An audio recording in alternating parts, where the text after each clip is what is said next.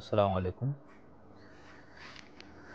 گزشتہ ویلاگ میں ہم نے جس ذریعہ علم سے متعلق گفتگو کی تھی وہ تھا وجدان۔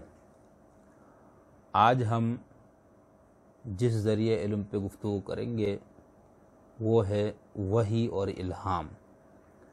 اور وجدان سے پہلے ہم نے دیومالا پہ بات کی تھی، عقلیت پہ بات کی تھی، ریشنلزم پہ، اور پھر اس کے بعد ہم نے تجربیت یا حسیت پہ بھی تفصیل سے بات کی تھی۔ آج وہی پہ بات کر رہے ہیں، الہام کا لفظ بھی استعمال ہوگا یہاں پر۔ دنیا کی تمام بڑی تہذیبوں میں اگر ہم مشاہدہ جب کرتے ہیں تو یہ جو دیومالا اپنا عقلیت، حسیت اور وجدان کے علاوہ ایک اور ذریعے کا سراغ بھی ملتا ہے۔ اس ذریعے علم کے ماننے والوں کا دعویٰ ہے کہ انہوں نے انسان کے بڑے اور بنیادی سوالوں کا جواب دینے کے لیے مذکورہ بالا ذرائع کے علاوہ ایک اور ذریعہ علم کو اختیار کیا ہے، یا ان کے پاس ایک اور ذریعہ علم ہے جس سے حقیقت ان کے سامنے کھل کے واضح ہو کے آ جاتی ہے، اور وہ انسانوں کے بنیادی اور بڑے سوالوں کا جواب وہ لوگ دے سکتے ہیں۔ اس ذریعے علم کے اوپر جس پہ یہ لوگ بھروسہ کرتے ہیں وہ باطنی یا مذہبی تجربہ کہلاتا ہے۔ یہ مذہبی تجربہ تمام مذہبی روایتوں میں قدر مشترک کے طور پر موجود ہے۔ محترم عماد الحسن آزاد فاروقی صاحب اپنی معروف کتاب دنیا کے بڑے مذاہب میں مذہب کے اس پہلو کے حوالے سے رقم طراز ہیں۔ وہ لکھتے ہیں، دوسری طرف مذہب بحیثیت ایک باطنی تجربہ کے مخصوص روایتوں کے ظاہری اختلاف سے آزاد ہے۔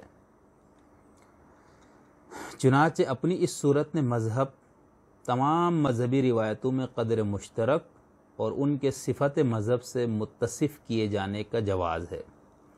آگے لکھتے ہیں موصوف، بحیثیت باطنی تجربہ کے مذہب تمام مخصوص مذہبی روایتوں کا نقطۂ آغاز اور ان کی بنیاد بھی ہے۔ مذاہب کی بنیاد خواہ وہ کسی ایک تاریخی شخصیت کو اپنا نقطۂ آغاز مانتے ہوں یا محض کسی قوم کے اجتماعی ارتقاء کا ایک جز ہوں، کسی ایک یا مختلف شخصیتوں کے روحانی تجربے پر ہے اور اسی سے وہ اپنا استناد حاصل کرتے ہیں۔ یہ نزول وحی کسی روایت میں گیان، کسی میں کیولیہ، کسی میں موکش، کسی میں نام کا حصول، کسی میں براہ راست مشاہدہ، کسی میں الہام اور کسی میں نزول وحی سے تعبیر ہوا ہے۔ تو یہ ان کا خیال ہے، اور یہ چیز ہمیں دنیا کی بڑی تہذیبوں کے اندر، ہر تہذیب کے اندر یہ چیز ہمیں نظر آتی ہے۔ تو یہ جس چیز کو انہوں نے مختلف مذاہب کے حوالے سے جو نام دیا ہے اس کو ہم اپنے ہاں وحی یا الہام کے نام سے موسوم کرتے ہیں۔ وحی کی جو تعریف ہے وہ آپ پہلے ملاحظہ فرمائیں۔ اس کی تعریف کلام کی کتابوں میں اور عقائد کی کتابوں میں، اور جہاں پر نبوت اور وحی سے بحث ہوتی ہے وہاں پر اس کی جو تعریف لکھی گئی ہے وہ ہے جو میں آپ کے سامنے پیش کر رہا ہوں۔ الفاظ مختلف لوگوں نے اپنے اپنے حساب سے استعمال کیے ہیں۔ یہاں پر میں یہ جو تعریف ہے یہ دائرہ معارف اسلامیہ سے پیش کر رہا ہوں، اس کی جلد نمبر 20 ہے اور صفحہ نمبر 614۔ شریعت اسلامی کی اصطلاح میں وحی بالخصوص اس ذریعہ غیبی کا نام ہے جس کے سبب اللہ تعالیٰ کے خاص لطف و کرم اور فضل و عنایت سے کسی نبی کو کوئی علم حاصل ہوتا ہے۔ اس حصول علم میں کسی نبی یا رسول کے اپنے غور و فکر، کوشش و سعی اور جد و جہد کا کوئی دخل نہیں ہوتا۔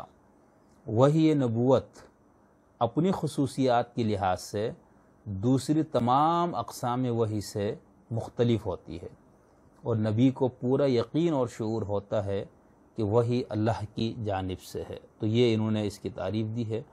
وحی کی ایک اور تعریف فرہنگ تصوف سے ملاحظہ فرمائے، اس میں لکھا ہے کہ ہر وہ چیز جو بطریق استدلال حاصل نہ کی گئی ہو، استدلال کے ذریعے حاصل نہ کی گئی ہو، بلکہ قلب سالک پر حق تعالیٰ کی جانب سے یقین کامل کے ساتھ وارد ہوئی ہو۔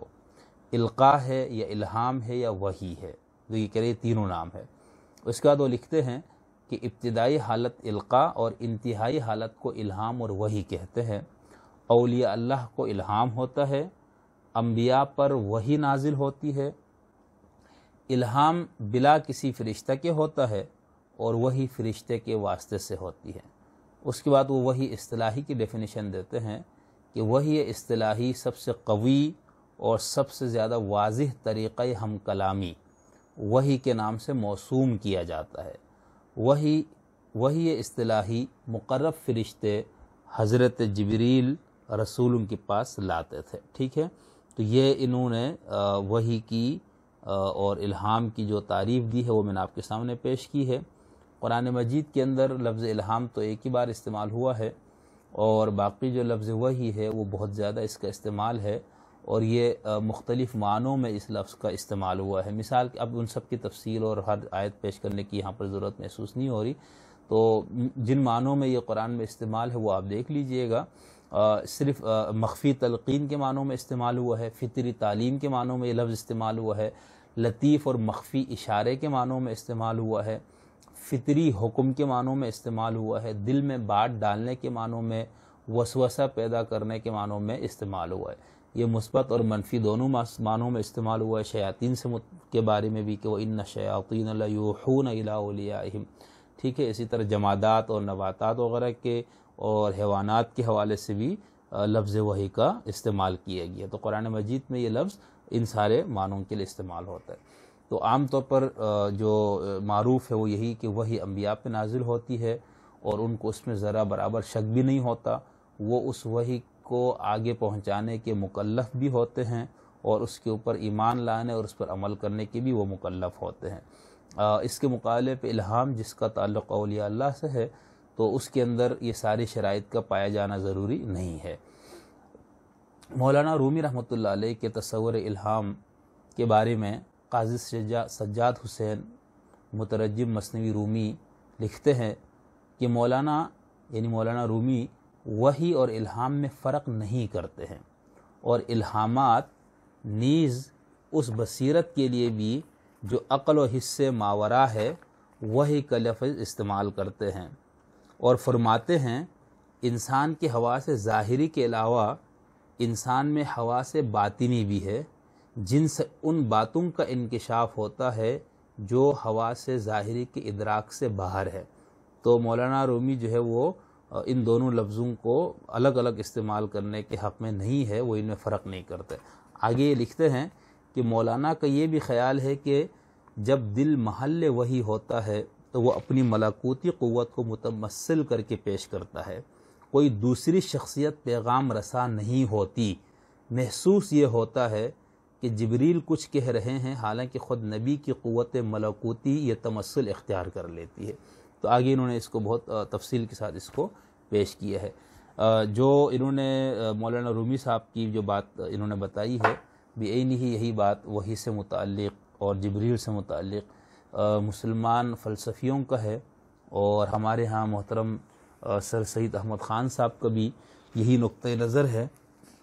وہ اپنی تفسیر میں لکھتے ہیں کہ خدا اور پیغمبر میں بجز اس ملکہ نبوت کے جس کو ناموس اکبر اور زبان شرع میں جبریل کہتے ہیں، اور کوئی ایلچی پیغام پہنچانے والا نہیں ہوتا، اس کا دل ہی وہ آئینہ ہوتا ہے جس میں تجلیات ربانی کا جلوہ دکھائی دیتا ہے۔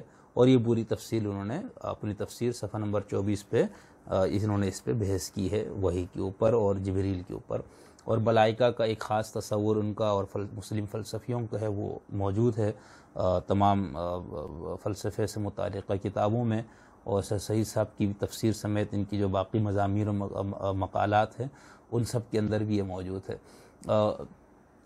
تو مسلم جو فلسفی ہے، چونکہ وہ عقل کو بھی ایک بہت اہمیت دیتے ہیں، اس کو بھی ذریعہ علم مانتے ہیں، اور اس کے ساتھ ساتھ وہ الہام اور وحی کو بھی نہیں چھوڑ سکتے، تو ان لوگوں کے ہاں جو مسئلہ ہوتا ہے وہ شعور نظری یا جو انسان کے اندر جو عقل موجود ہے صفت، اور جو شعور مذہبی ہے اس کے اندر تصادم پیدا ہو جاتا ہے۔ اس تصادم سے بچنے کے لیے وہ ایک بیچ کی راہ اختیار کرنے کی کوشش کرتے ہیں، جس کی وجہ سے پھر ان کا جو انداز تکلم ہے یا وہ جن الفاظوں اور اصطلاحات میں بات کرتے ہیں وہ ہمارے اہل ظواہر جو ہے وہ ان چیزوں کو پھر کفر اور گمراہی وغیرہ سے اس کو تعبیر کرتے ہیں، لیکن وہ نیک نیتی سے ان مسلم فلسفیوں نے اور اسی مسلم فلسفیوں کی جو روایت کو آگے لے کے چلے ہیں سر سید وغیرہ، تو ان لوگوں نے بھی ملائکہ، جبریل، وحی، اس قسم کی جو غیبی امور ہے اس کی وضاحت اس انداز سے کرنے کی کوشش کی ہے کہ جس سے انسان کا ظہور، جس سے انسان کا جو شعور اپنا نظری ہے، جو اس کا عقلی پہلو ہے، اس کو بھی مطمئن کیا جا سکے۔ ٹھیک ہے، اگر کسی شخص کو ان کا یہ نقطہ نظر، ان کا یہ موقف درست نہیں لگتا، تو وہ جس نقطہ نظر کو وہ درست سمجھتا ہے، جن علماء، جن متکلمین کے نقطہ نظر کو، تو وہ اس کو تسلیم کر لے۔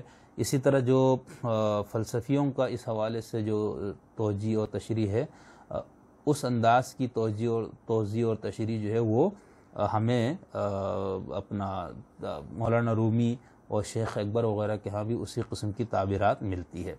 تو یہاں تک ہم نے بات کی کہ جس چیز کو وحی یا الہام کہا جاتا ہے اس کی کیا حقیقت ہے۔ اچھا، الہام سے متعلق ایک بات یہ ذہن میں رکھے کہ عام طور پر متکلمین جو ہے وہ الہام کو علم کا ذریعہ نہیں مانتے۔ عقائد نصفیہ کی شرح تہذیب العقائد میں لکھا ہے کہ یعنی الہام کسی شے کی صحت کی معرفت کا سبب نہیں ہے، یہ مذہب متکلمین کا ہے۔ صوفیہ اور بعض شیعہ کے نزدیک اسباب علم سے الہام بھی ہے، مگر اکثر متکلمین خصوصاً اشاعرہ اور ماتوریدیہ نے اس کو اسباب علم سے شمار نہیں کیا ہے۔